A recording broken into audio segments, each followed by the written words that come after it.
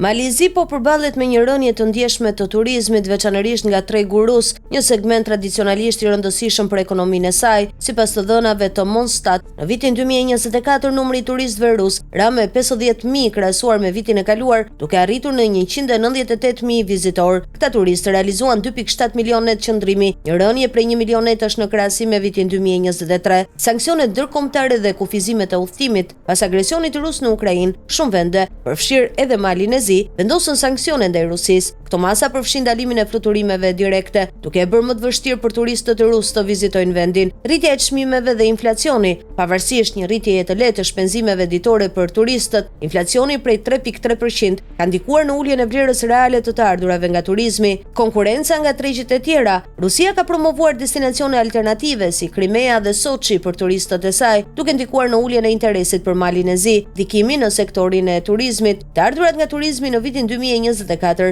arritën në rreth 1.3 miliardë euro, një rënje prej 3.5% krahasuar me vitin e kaluar. Kjo rënje është veçanërisht e ndjeshme në sektorin e akomodimit privat, ku numri i netëve të qëndrimit ra me rreth 900.000. Mali i Zi po përpiqet të diversifikojë tregjet e saj turistike, duke synuar vendet e Evropës perëndimore, Skandinavisë dhe lindjes së mesme. Megjithatë, rikuperimi i plotë i sektorit të turizmit do të varet nga stabilizimi i situatës gjeopolitike dhe rikthimi i besimit të turistëve në destinacionin malazez. Në këtë kontekst të rënjes së turizmit në Mal të Zi, Shqipëria po del si një konkurrent serioz në tregun rajonal, me çmime më të ulta, përmirësim të infrastrukturës turistike dhe promovim agresiv në tregjet ndërkombëtare, veçanërisht në Europën lindore dhe perëndimore. Shqipëria po tërheq një pjesë të madhe të turistëve që dikur frekuentonin bregdetin e Malit të Zi. Për më tepër, politika më të buta vizash dhe lidhjet ajrore të përmirësuara me qytete të mëdha europiane e kanë pozicionuar vendin si një alternativë gjithnjë më të rrejtëse për pushuesit, përfshirë edhe ata nga tregjet tradicionale të Malit të Zi, si Rusia dhe Ukraina.